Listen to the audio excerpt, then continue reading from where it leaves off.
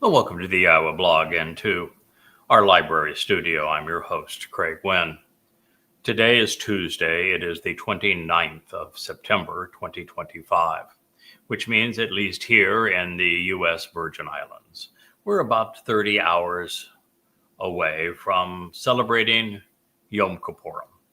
Yom Kippurim is the sixth of 7 annual meetings between God and his people. And it is a marvelous invitation to not only meet with God, but to embrace our returning Messiah and King. You see, every one of the 7 Miqra'ey has a dress rehearsal that points us to them so that we have an appreciation of what they're going to represent in our lives and a day certain when they will be fulfilled.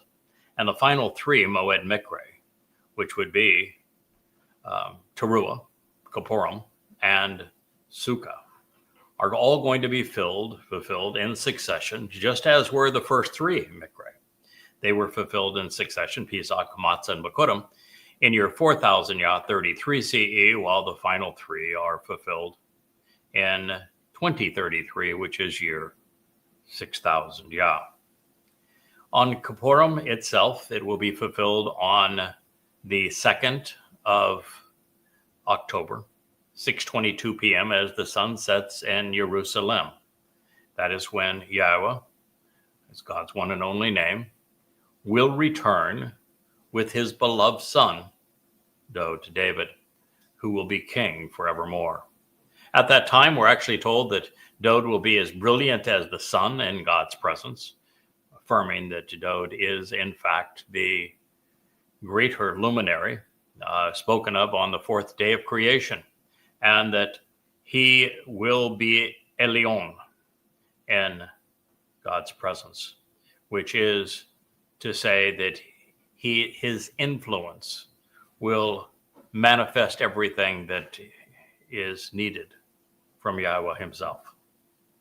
These are extraordinary things to say about a man, but this is the most extraordinary man who ever lived. And the day of reconciliations is when his people are reconciled back unto him and unto Yahowah. It follows, of course, taruw'ah, which is the greatest show on earth, where so many things transpire that make this day possible, things that we have discussed in great detail in other programs. And it all leads to the restoration of the planet into the conditions enjoyed during Eden, where we on Sukkah are allowed back into the garden to camp out with Father and Son forevermore. Now, Yahowah's discussion of this day of Yom Kippurim, and it's always Kipurym, plural, because there are many being reconciled on this day, begins with these words. Then Yahowah declared the word to Moshe, saying, exclusively during the 10th of the 7th month is the day of reconciliations, Kipurym. This exists as a set-apart and special invitation to be called out and to meet, and for you to approach. Then it is your Nephesh soul which should respond and appear before this feminine manifestation of the fiery light to approach Yahowah. Kara called out Leviticus 23, 26, and 27. In our last program, I shared something that I thought was quite profound. First time, really, that I have isolated and zoned in on it so that we could all gain from it. And I'm going to reemphasize that here because I think it is an insight that has been lost on the world for the better part of 3,000 years. And that's the reason that Yahowah uses Isha, which can be translated one of 2 ways in English from the Hebrew. Ish is the Hebrew word for fire in the masculine, and Isha is the word for fire in the feminine. And while Ish is the Hebrew word for man, Isha is the Hebrew word for woman. So bringing these things together would be the feminine manifestation of the fiery light that we are to appear before. Now, you might ask why a fiery light and why the feminine version of it. And what I shared with you in a previous program, I think it was yesterday from this very library, was that the reason it was written as Isha versus Ish is because the invitation is being made to our Nephesh souls. And soul is a feminine term in Hebrew. Yahowah wants you to make this important distinction, that your physical body has nothing to do with a relationship with him. It isn't your physical body that benefits from Pesach, Matzah, and Kipurym, shabuw'ah, taruw'ah, Kipurym, or Sukkah. It is your soul. And so by making soul feminine and the light that we walk towards, that we embrace on this day, feminine, you see the connection between these things and understand why it's so important. Because you see, in Judaism, as well as Christianity and Islam, they're all fixated on the salvation of the body. They think that the body is corrupt and therefore it has to be saved. And they all believe in bodily resurrection. And this is utter and complete nonsense. And what God is saying, it's your soul that matters, not your body. In fact, your body is a liability. You can't be immortal with a body. You can't be perfected with a body. You can't leave this planet and go anywhere beyond the moon with this body. And there's a big universe out there with 2 trillion galaxies, with hundreds of billions of stars in each of them. Lots to explore. There's a spiritual realm named Shamayim that's in the 7th dimension, and you can't leave the 3rd dimension while you've got a physical body. It decays. It's an tremendous burden. And so God is equating our Nephesh soul, which is so valuable. It's the reservoir of our personalities, of our attitudes, of our attributes, of our experiences. And it is our soul which gets to transition this mortal life that is so finite and so limiting and enter the eternity of a perfected relationship with Yahowah. Now, why fire, you might ask? Why would God invite us on this day to appear before a fire? Well, what is it that makes fire special? Does it not devour decaying organic material and turn it into energy and light?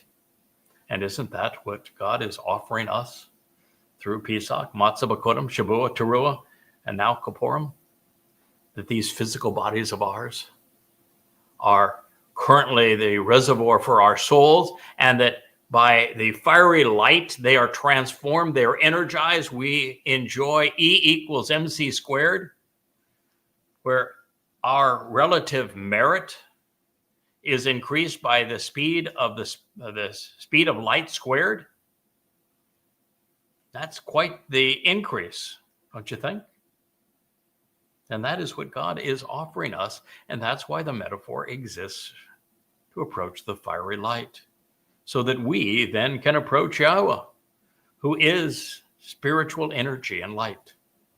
We become like him, just like the fire devours that which is useless and elevates that which was dying and decaying into something magnificent like light and energy.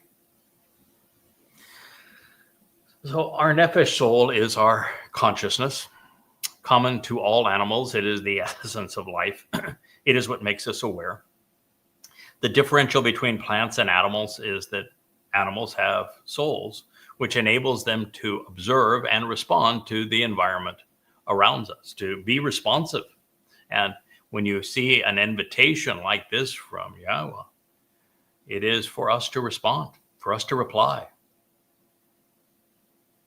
It is precisely what we need to be able to shamar, observe in the Word of God, so that we can respond.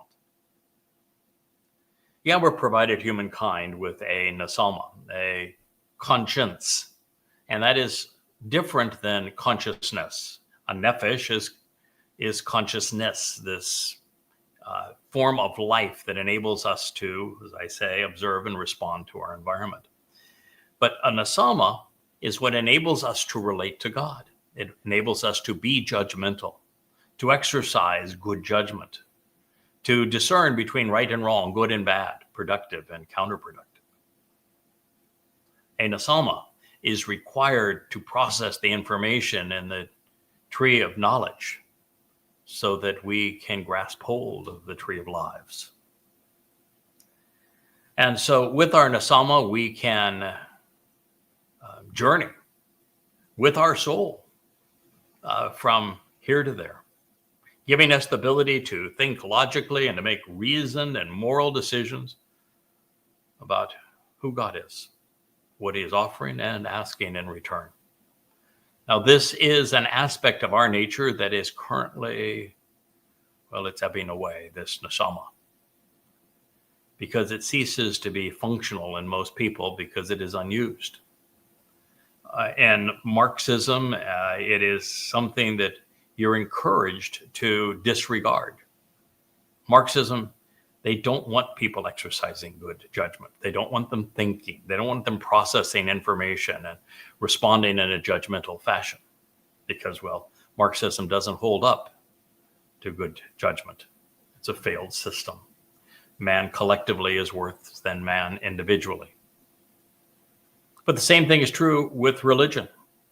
You have to have a dysfunctional Neshama to believe the stupidity of Christianity or Judaism or Islam. I mean, those religions are so easily disproved. I mean, here's volume 3 of 5, Disproving Islam, each 825 pages long, each with multiple proofs against the credibility of Allah as a God and Muhammad as a prophet and the Quran as a thoughtful book over and over and over and over again. Same thing is true with Christianity. I prove that God is not a man, that men cannot kill God, that Jesus never existed. Paul made him up in 52 CE, that resurrection, bodily resurrection, is counterproductive. It's the stuff of pagan deities, and that the Christian New Testament never once cites God accurately, never once mentions his name, and is completely false. And then in the series called Babel, I proceed to undress rabbinic Judaism so that you know that it is also untrue. So it's important that humankind use their Neshama to think their way out of religion and away from politics so that you're receptive to who Yahowah really is, to his name, to his beloved son, Dowd, to the actual intent of the 7 Mow'ed Miqra'ey, to where we are on his timeline, what's going to happen to Yisrael over these next 7+ years, so that you know who the great betrayer is, and you, to the greatest extent possible, try to expose and condemn the role of Donald Trump in destroying Israel and the world. These are things that you can use your Neshama, seated here and here, to process information effectively. Now, in the material realm, as mortals, we do need both a body and a soul to function. But in the spiritual realm, physical bodies would become an enormous liability. So all that matters for those transitioning from one realm to another is our Nephesh. It is the repository of almost everything that makes you, you, including your attitudes and your aptitudes, your personality, your character, and the memory of your past experiences and aspirations. This understanding of this integration between a potentially immortal Nephesh soul and an absolutely mortal body helps us better understand how it was possible for Yahowah to send Dowd's Nephesh soul back a second time, 1,000 years after his first life, to fulfill Pesach, matzah, and Kipurym, and how he could take Dowd's Nephesh soul and to put it into a Bashar body so that he could sacrifice that body to fulfill Pesach and have While he gave us something as a great gift, he lost nothing in the process. And then how he could carry our guilt with him into Sheol, protected by the Ruach of Yahowah, so that he could resolve our guilt. Well, it was just one day amongst an eternity of years. So it was a great gift that will pay dividends forever for all of us, and even for Dowd and for Yahowah. So it's important that you understand the difference between a physical body and why physical bodies are meaningless, why resurrection as it exists in Judaism, Christianity, and Islam is so absurdly counterproductive. And why, quite simply, the only part of you that matters and should matter to you is your soul. And your soul can only be redeemed by what Yahowah and Dowd achieved on Pesach, Matzah, and Kipurym. And it can only escape this world alive as an immortal being on Sukkah, on shabuw'ah and taruw'ah. And those who are left, this mortal remnant, both of Israelites and of Goyim, come taruw'ah, who are processed through the sacrifice of the Adam Parah. Numbers 19 intersects with Numbers 5, all explained in Numbers 12. Well, you will have the opportunity for your Nephesh soul to live on and maybe even become immortal based on the decisions you make pertaining to Father and Son, Yahowah and Dowd. So, as I say, in the material realm, we need these physical bodies. In the spiritual realm, they are a tremendous liability. So Yom Kippur is the sixth step on the path from being a spiritual being to being, from being mortal, if you will, to being spiritual and eternal, from being flawed to being perfected, from being limited to being liberated. Those who have answered Yahowah's summons to attend Pesach, Matzah, Kipurym, shabuw'ah, taruw'ah, and Kipurym have discovered that these celebrations of life exist to benefit our souls, not for our bodies. They have no value whatsoever to our bodies. Now, a time will come, and now less than 8 years, on taruw'ah, where I have been asked by Yahowah and Dowd to sacrifice mine. It'll be bludgeoned to death, likely from the testimony I'm reading, every bone broken. But it's a physical body. It's something I'll be delighted to be done with. And to be able to give something that has absolutely no ongoing value for the benefit of this mortal remnant and for thousands and thousands of people to enjoy an eternal relationship with Yahowah is clearly worthwhile. I think we have Rich adjusting the camera. It looked like it may have gotten knocked off kilter, but now, oh no, so Rich, you have it at a real angle here, the other way now.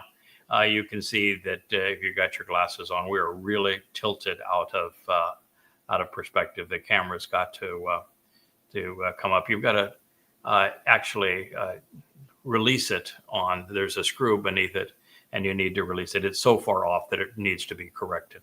So if you release it, there you go. Now you're getting closer. Let's just lock it down there. That's at least close enough. I'll get it at the end of this program.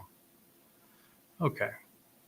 We have our camera for this program.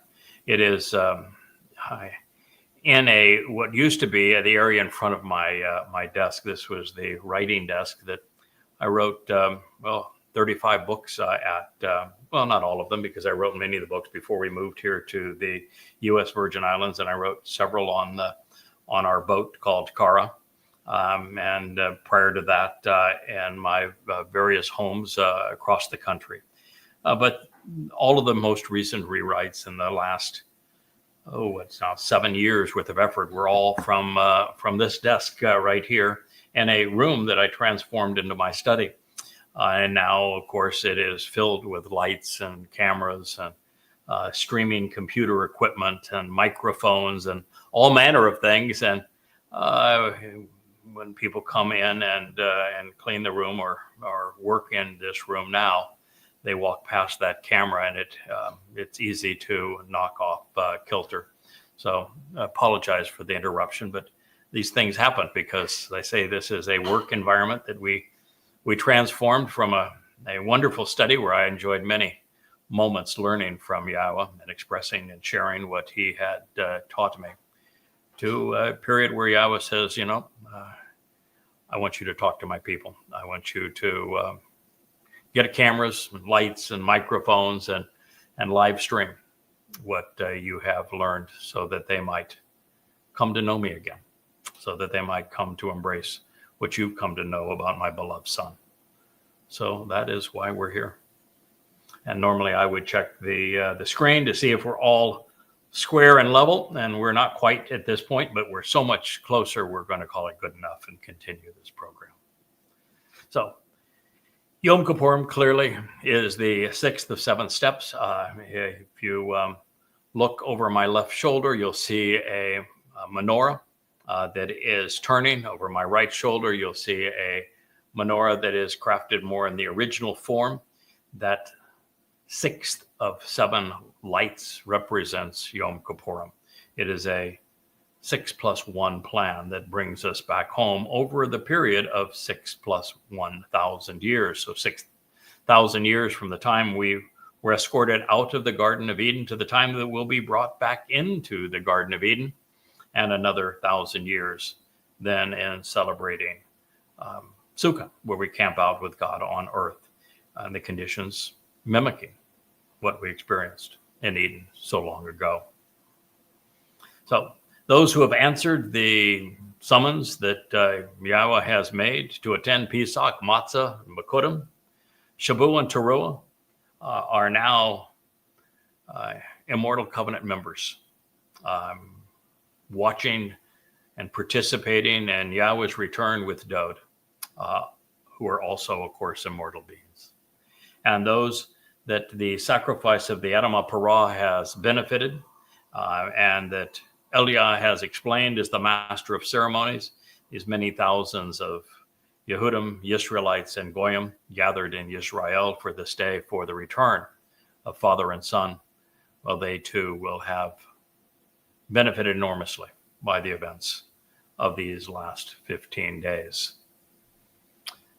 Therefore, Yahowah is summoning souls to answer his invitation to meet with him. He prepares our souls to enter his presence through contact with the set-apart spirit, this marvelous manifestation, if you will, of his fiery light and what it can do for us. And that explains why these instructions were issued in this way. So there is no question that a Nephesh is used to describe our souls, and that a Nephesh is feminine, as is Isha, this fire. And for reasons that I've articulated, it's important for you to know that it is our souls, not our bodies, which benefit from Yahowah's provision. And while that sounds simple enough, rabbis have managed to totally misconstrue Yahowah's intent. In their twisted minds, Jews must deny themselves on this day, doing numbers of things, including fasting, which is a physical thing, is it not? Wrong. And they twirl chickens over their head, and just mean. Moreover, fasting actually deprives the body, and God was addressing our soul. To contravene Yahowah's intent and negate the ensuing benefits, rabbis had to mistranslate, misrepresent, and misconstrue most of what Yahowah said. For example, they turned this, and I'm going to read it, and then I'll tell you what they turned it into. Then Yahowah declared the word to Moshe, saying, exclusively during the 10th of the 7th month is the day of reconciliations.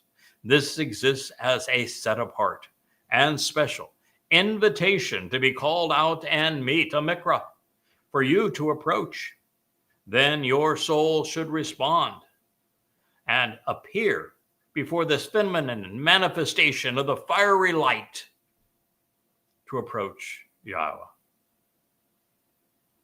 That was corrupted into the Lord spoke to Moses, saying, mark the 10th day of the 7th month is the day of atonement, and it shall be sacred, a sacred occasion for you. And you shall practice self-denial, and you shall bring an offering by fire to the Lord. Pathetic. I mean, absolutely pathetic. To claim that a Bible, and this happened to be from the Jewish Publication Society, JPS, their Tanakh, to claim that it is the Word of God is to completely misrepresent God. It says Yahweh, doesn't say Lord. It does not say Mark. The word day is not there, unless it's addressing the Day of Atonement, but it doesn't say the 10th day. It's just the 10th of the 7th month. You ought to be smart enough to figure it out. And it doesn't say sacred, doesn't even say occasion, does not ask anyone to practice self-denial. There is no offering by fire, and it isn't to the Lord. Besides that, well, they were reasonably accurate. They've got spoke. They've got a corruption of Moshe. They've got 10. They've got 7. They got month. They've got day.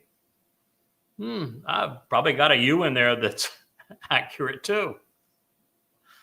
But all the rest of it's wrong. Why?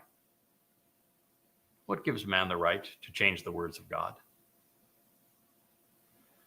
Well, in the opening sentence, they ignored the wa, which is the conjunction that tells us so much about whether or not something is related to something that preceded it.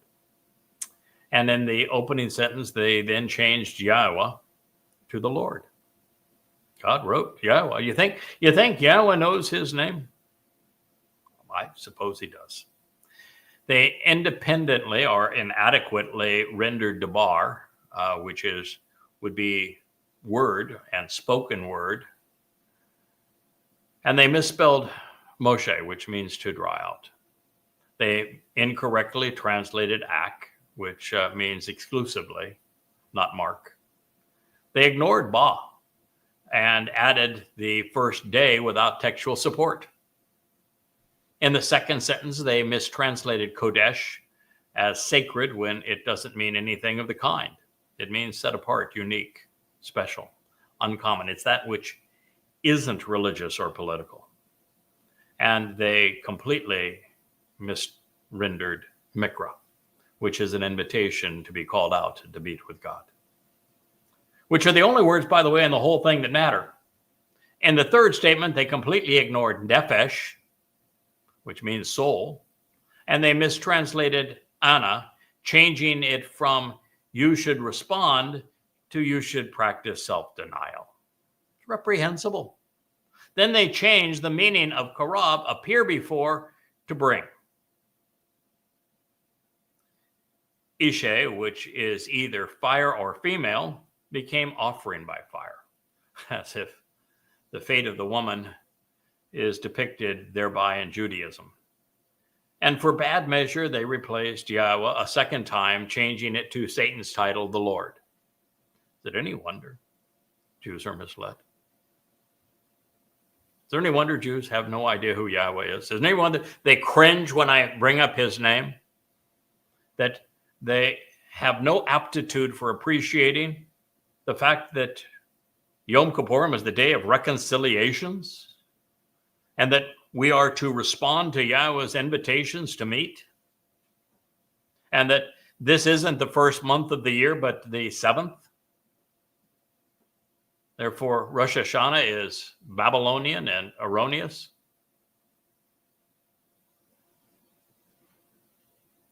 They have been misled by Judaism, rabbis.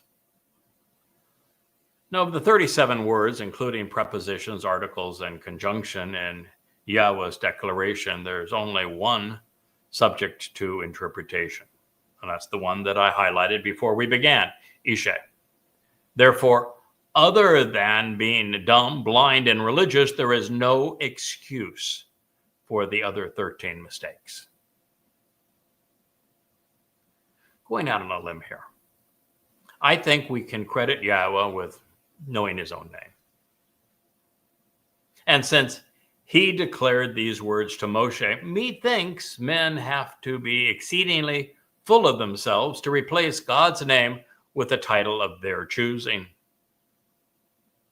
But at least they were consistent, and that it could be a good thing after all, had it not served to repeat, the same mistake. And when I say it could be a good thing, if rabbinic Judaism, responsible for the JPS Tanakh, had actually used Yahweh's name and drug that glorious name into their religious malfeasance, it would have tarnished his name, would have sullied his name. The very fact that they removed his name and then went ahead and spewed their lies makes their lives a lot less damning. Now, misrepresenting Qodesh is inexcusable.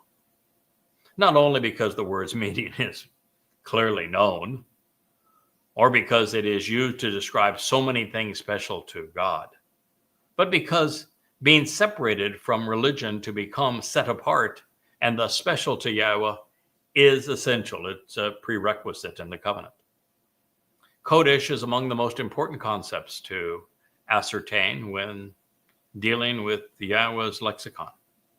God uses it here to underscore the fact that his Miqra'ey are different than religious holidays, making them unique, special, and uncommon. And their purpose is to Qodesh, to enable us to transition from religion to a relationship. Sacred, however, takes the unwary in the opposite direction. To rob Miqra'ey of its relevance by rendering it an occasion is a horrible crime. Its very composition begs us to ponder the implications of kara, being summoned and invited, reading and reciting, being greeted and welcomed, while making proclamations about being called out. How is one to know what to do when the instructions are all tossed aside and trampled by the religious?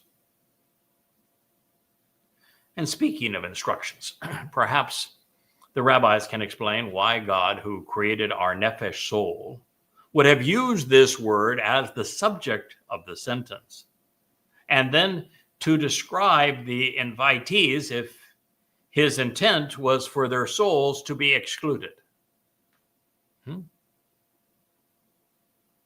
Asked another way, since these words were spoken by God and written in the Torah by Moshe, what gives man the right to alter God's testimony?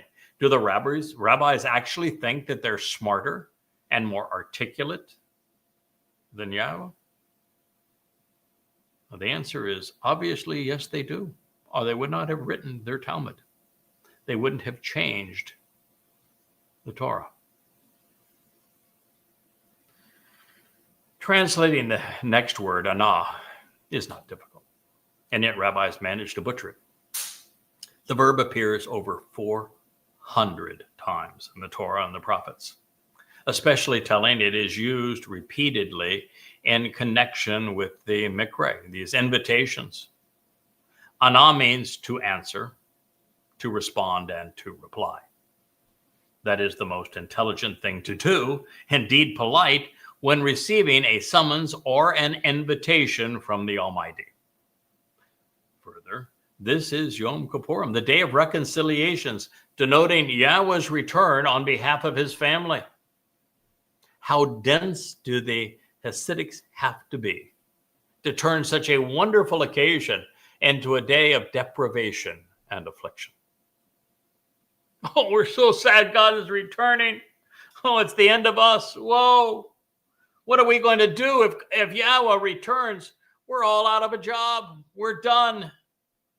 Oh, let's deprive ourselves. Let's afflict ourselves. What could be worse than the people actually reforming a relationship with Yahowah and bypassing us?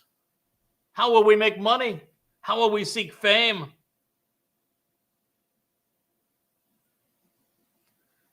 Keeping it real, rendering Anah as you shall practice self-denial, requires a level of stupidity that is unfathomable. It is akin to saying, God is coming to save us, so quick, let's deny him, and let's keep him from being able to do so.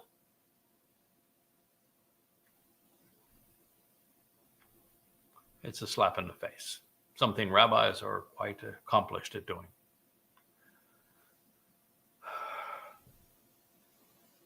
Well, it's almost always appropriate to translate Anah, reply, answer, and respond. Now, it can also be rendered testify, become a witness and sing, or listen and then speak. On rare occasions, should the context dictate no other option, Anah can be rendered as afflict. For example, in Miqra'ey, the children of Israel were Anah, oppressed and suffered under religious and political persecution. However, since the Miqra'ey exists as God's means to free his people from such suffering, it is certain that they do not exist to impose misery. Being afflicted, disturbed, and oppressed, in a state of anxiety and distress, being miserable and wretched, being raped and violated in humility, denying oneself is not how we celebrate a reunion with God when our relationship is reconciled. If you cannot get this word right in this context, you have no business speaking for or being anywhere near God. You're conveying the opposite of his intent. That's not good. Now, as we move on to the next word, karab is a verb appearing nearly 300 times. Its meaning is so clear that to misrepresent it implies intent to deceive. Karab conveys to approach, to come and draw near, and to be present in close proximity. It does not mean, as the JPS published, bring or bring an offering. To karab is to be present, not to bring a present. In our initial encounter with Isha and Ish, depending on how the word is vocalized and as it's written in the text, there is no distinction between the two. And as a matter of fact, the hey at the end of the word would be pronounced ah in about 99% of all circumstances, just like it is in Torah, just like it is in Yahowah. I was forthright in explaining the possibilities. I've always been. I always put every card up, face up on the table, tell you how to spell them, how to look them up, how to verify things for yourself. And what I have told you is that Isha can be one of two things. It is either a woman, female, or it is the feminine variation of Esh for fire. The same word is written the same way. And so it is a symbol that Yahowah is using to convey what he is offering on this day.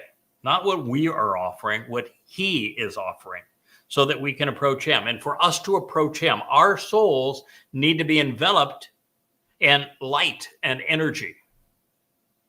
And the way to do that is to approach the very fiery light of God. And in this day, those who are going to be able to approach God have been purged of their religiosity by the fire that Yahowah has set underneath the sacrifice of the Adam of Parah, with light and fire billowing up into the heavens and dancing up to the sky. God wants you to feel comfortable in that presence. You know, when Yahowah was the fiery light on the top of Mount Choreb, and he invited Moshe to come up and meet with him. Moshe was a bit reluctant at first, and Yahweh says, "Come on, take your shoes off, get comfortable. Let's sit around here and chat." Well, let me introduce myself by name, so you know who I am. We'll have a lovely talk. I'm going to tell you what I want, and the like. And Yahweh said, "I'm going to bring you back to the same place." They came back to that place, and Yahweh's fiery light appeared on top of Mount Choreb again. And God told Moshe, "Listen, I want you to go down and you give your people 3 days to get all dressed up, all cleaned up, all prepared, get their minds right. And then I'm going to appear beside you with this fiery light. And I'm going to explain to them in my voice that I am the one inspiring you, that Creator God of the universe is offering this message to you." And so Yahweh did, and the children of Israel responded very, very inappropriately. But they were exposed to the very fiery light of God. They happened to tell God to go away and that they never wanted to see him or hear from him again. And so when Yahweh is returning, he's going to preface his return by this great fire under the sacrifice of the Adamah Parah. And going to use that fire to extinguish all who are opposed to him, the political, the religious, the anti-Semites, the conspiratorial. They'll all be incinerated. And those who are in Jerusalem, who have the right attitude and aptitude to proceed into the millennial Shabbat, they're going to be purged by that fire.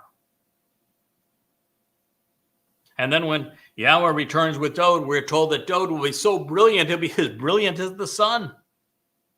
You getting the picture? It's a transformation. It's an empowerment. It's an enablement for our souls. This is important for you to have as an appreciation. So Yahweh chose to manifest his presence to the children of Israel using Esh fire for a reason. Fire provides light. It attracts attention. It is warm. It is beautiful.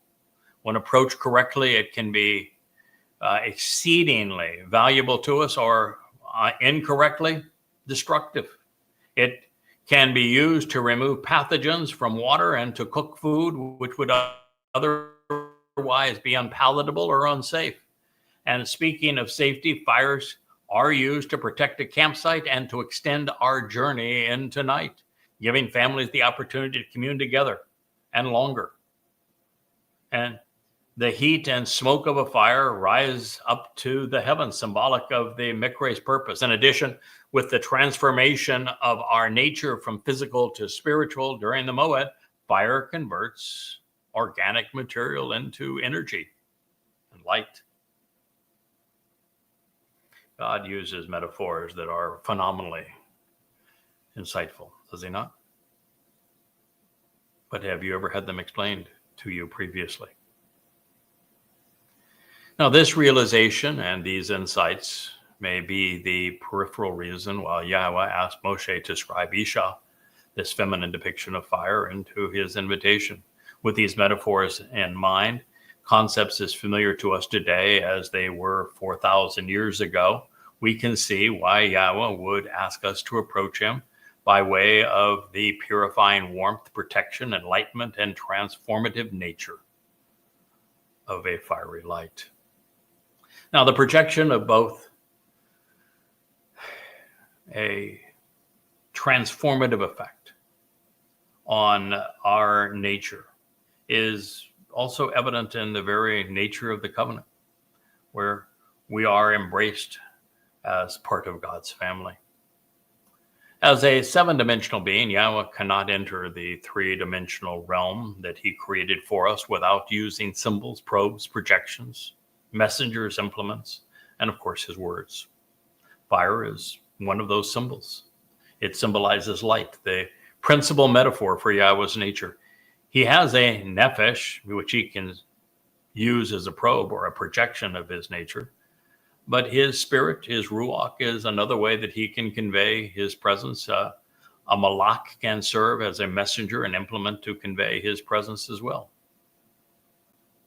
Now, so that you have some appreciation for what Yahweh wants us to overcome by way of these amplified translations, The Jewish Publication Society was not the only religious institution corrupting the Word of God.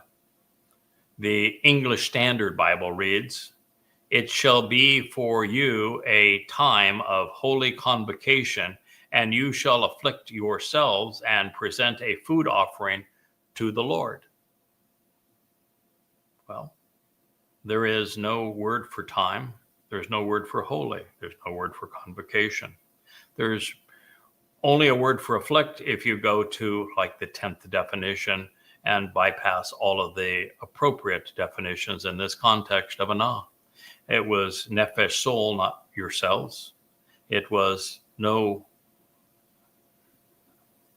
present being called for or being offered. No food mentioned, and no Lord in the text. The King James Bible presents, "And ye shall afflict your souls, an offering made by fire unto the Lord." No afflicting, but they at least got souls right. No offering, but they wrote it twice. There is no mention to made by fire, just simply a fire. There is no mention here of approaching. And of course, there was no Lord in God's statement. Knowing that afflict was wrong, of course, the New American Standard Bible substituted humble, but otherwise changed ye to you. The New International Version replaced souls with yourselves and afflict with deny, as did the NILT, the New Living Non-Translation, a paraphrase. Although their paraphrase concludes with, "and present special gifts to the Lord." The Lord is Satan, so you can choose whatever gift you want to give him that you think is special. Now, if not for my affection for monkeys, I would say monkey see, monkey do. But monkeys, while sometimes menacing, are never deliberately evil. Changing the word Yahowah conveyed to invite us to be reconciled into terminology leading the unwary in the opposite direction personifies evil.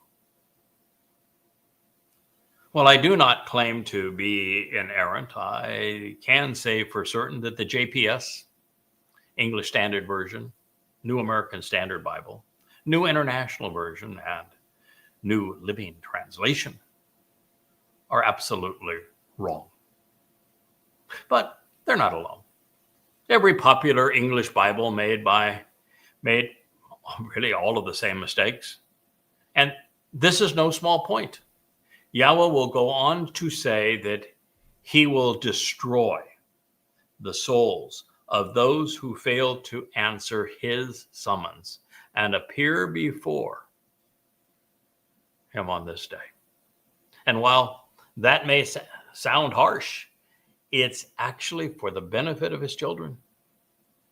No one should have to endure an eternity of religious shenanigans or be around people who weren't bright enough to realize they were being played for fools by those who wrote the New Testament, the Talmud, and the Quran.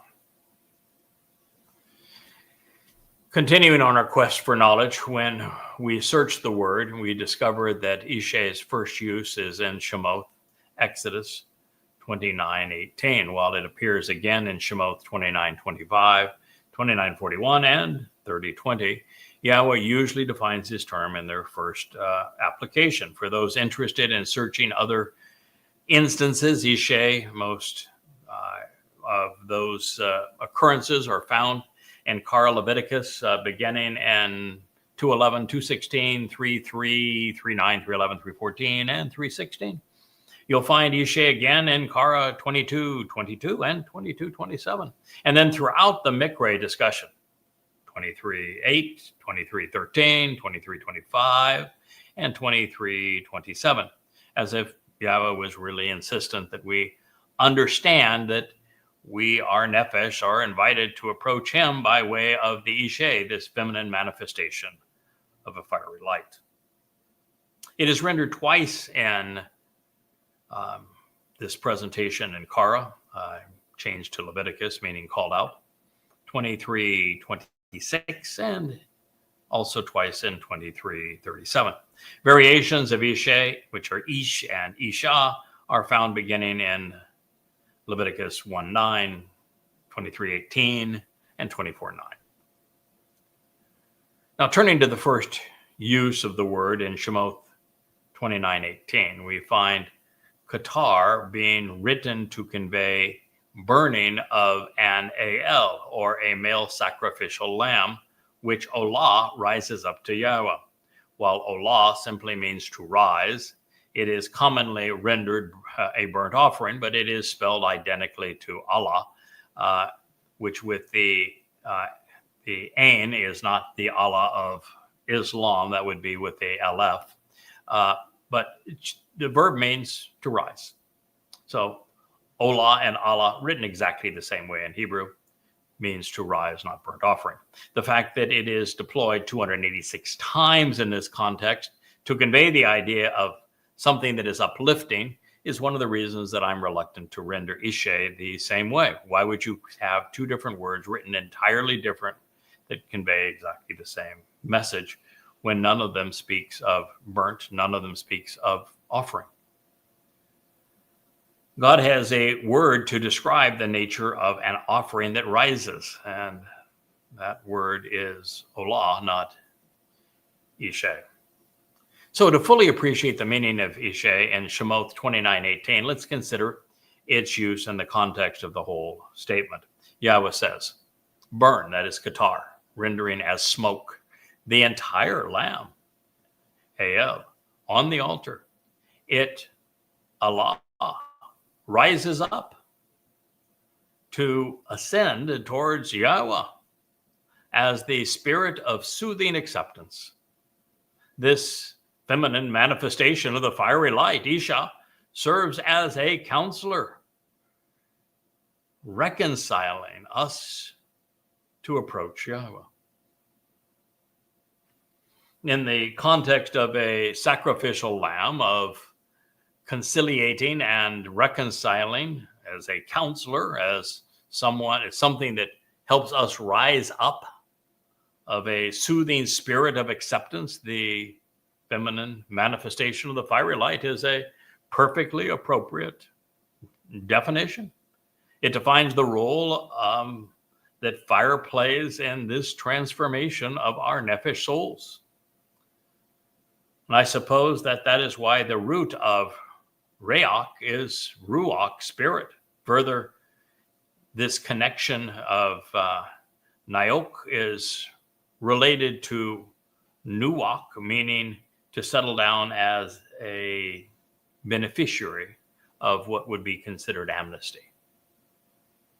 Now, the only way for us to rise up and be included in Yahweh's family is through this transformation that is facilitated by the fire. This is the meaning behind this second of 7 instructions. And it is something we should all be cognizant of. Now, with that considered, I'm comfortable with the following translation. Then Yahweh declared the word to Moshe, saying, exclusively during the 10th of the 7th month is the day of reconciliations. This exists as a set apart and special invitation to be called out and meet a Miqra'ey, for you to approach. Then your soul should respond and appear before the feminine manifestation of the fiery light to approach Yahweh.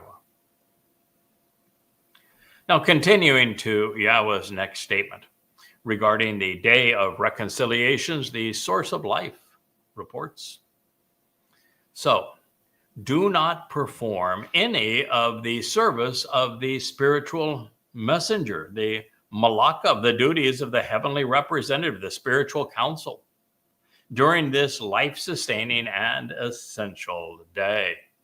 Indeed, the day of reconciliations is to make amends, to pardon, to forgive, to reconcile the relationship, kafar, to release from guilt, to ransom, having all offenses annulled and removed, to purge and to cover over, providing atonement, for you all before the appearance and in the presence of Yahowah, your God. Torah called out. Leviticus 23:28.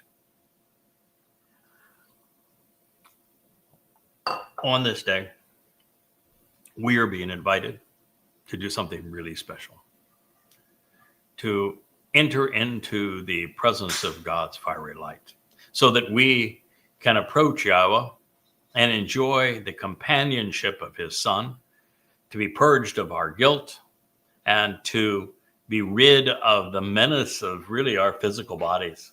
The limitations is probably a better way to phrase it, so that we can rise up and transition the dimensions from 3 to 4, 5, 6, and 7. The implication is therefore that the malaka, the spiritual counselor, will take it from there, doing all that is required. The result is that there is no reason for her efforts, even if they were possible, beyond what is being conveyed by this feminine manifestation of the fire, transforming us if we answer God's invitation. Now, the set-apart spirit, the Ruach Qodesh, is tasked with the responsibility of communicating God's presence to us, enhancing our understanding of the word. The Choder is enhanced with the 7 Ruach of Yahowah. And she actually performed a marvelous role in our perfection, because had it not been for Yahweh's projection of his Ruach enveloping Dowd's Nephesh soul, Dowd would not have survived or been successfully released from Sheol. The only reason that Dowd was able to enter Sheol and be taken back out of Sheol is because of the protection that the Ruach provides. So imbued with her energy, we are not only enlightened and empowered, but we can become immortal. That what makes this day a stem, life-sustaining and essential.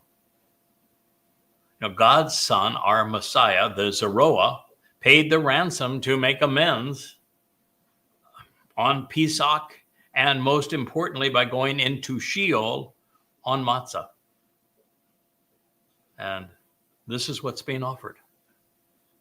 Now, should we have not done our homework, I should say, and had not explored the actionable root of Kipurym, God comes to the rescue here, as he usually does. Sometimes we just get a little ahead of the story. And he tells us that the verb that underlines Kipurym, which is Kippur in the plural form, is kafar. And he invites you to consider its implications. And it describes what is occurring on Yom Kippurim. God is making amends by pardoning us, forgiving us, reconciling the relationship by having provided the ransom to release us from the control of others and from resulting guilt. On this day, all offenses are annulled and removed. We are purged of every mistake when God's light and the previous darkness are removed. God's light covers this darkness. Now, it should be noted that we have learned that the remedy for the mortal remnant of Yisrael is actually provided by the Adam of Perah. All of those who benefit from this purging that Dowd provided by carrying our guilt into Sheol to deposit it there on Matzah will have occurred 2,000 years prior to this event. And the 2 harvests of covenant members, shabuw'ah and taruw'ah, will have occurred 7 years or just a matter of 10 days prior to Kipurym. But it is on the day of Kipurym, on the Shabbat, the 24th of September, 2033, that all the remnant of Yisrael and the Goyim who've been brought to this point will be kafar. They're going to be purged. and it is the sacrifice of the Adamah Parah which makes this possible. And they will have had this happen to them 10 days before this great celebration. So this helps us understand and underscore the fact that the religious notion that Jews are to afflict their souls on Yom Kippurim is not only wrong, but it's the inverse of Yahweh's message and plan. The fact is that Yahweh allowed his firstborn soul to be afflicted on, his body to be afflicted on Passover and his soul on unyeasted bread, so that our souls could receive the benefit. He allowed this to occur for the express purpose of reconciling his people into the covenant family. And if I may, considering what Yahweh is offering through kafar, the JPS notion that we should deny ourselves is rendered foolish in the extreme. Now, there are two subtle insights here we ought not miss. Estem, translated as this life-sustaining and essential, very substantive, exacting, and invigorating, even corporeal day in Kara 23:28, conveys the idea that it will be upon Yom Kippurim that the essential essence of Yahweh will be seen along with the corporeal nature of Dowd. That is to say, the Day of Reconciliations presents the Miqra'ey upon which Yahweh will return, and he will bring his son, Dowd, back with him as Elion and as brilliant as the sun. The fact that he is coming to restore his relationship, or enjoy actually a relationship that has now been restored because of what took place on taruw'ah. It makes it possible for this remnant of Yisrael and Yehudim and the gathered Goyim to enjoy what is really the most essential day in human history. It follows the greatest show on earth. So STEM underscores the role of of all that God has laid before us, of this great transformation. It speaks of empowering and invigorating, of being life-sustaining, but a stem means that those who benefit from this day are going to have a backbone. They're going to be standing erect, that they're not going to be all bowed over or hunched over or on their knees, just the opposite. Now, along these lines, and perhaps as a confirmation, we are told that all of this would occur la pene, before the appearance in the presence of Yahweh. These insights strongly suggest that we should mark our calendars in the recognition that Yahweh will be returning with his beloved Son, the Messiah and King, on Yom Kippurim in year 6000 Yah. And yes, Maimonides in his screwball sanctification of the moon scheduling was 197 years off. We are just 8 years shy now of year 6000 Yah. You better get ready. This will occur at sunset in Jerusalem, the 2nd of October, 2033. And yes, I am extrapolating from these clues, but I have it on really good authority. Because there's only one way to God, a straight path through the 7 invitations to be called out and meet. Therefore, Yahweh warned, truthfully, any soul which by association does not answer and respond, lo ana, during this life-sustaining and essential estem day, that soul will be cut off and either eliminated or separated. Karat. It's actually she, because it's speaking of the Nephesh, soul, being feminine, will be severed, ceasing to exist, or banished, excluded and destroyed, or exiled per the agreement in the Nifl Perfect, The subject, which is the soul, both carries out and receives the consequence of being cut off at this moment. In other words, if that happens to you, it will be because of you. And it's separated from being with its family. The family, of course, is the bereth, from Bayeth, family, meaning the covenant. Leviticus 23:29. This is the place that we will return on our next program. And so I'll not belabor the point, but beyond to say, the only thing of value is your Nephesh soul, no matter what happens to your body. If your soul is right with Yahowah, you will live forever in his presence. You will inherit everything that he has to offer.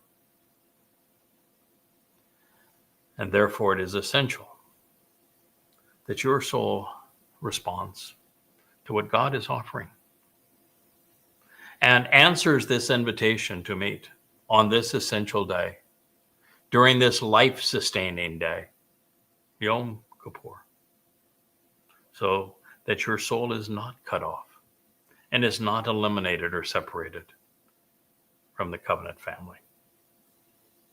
Please, it's God's invitation to you. It's his gift to you. Consider it. Act upon it. Benefit from it. I thank you for listening. Have a good evening.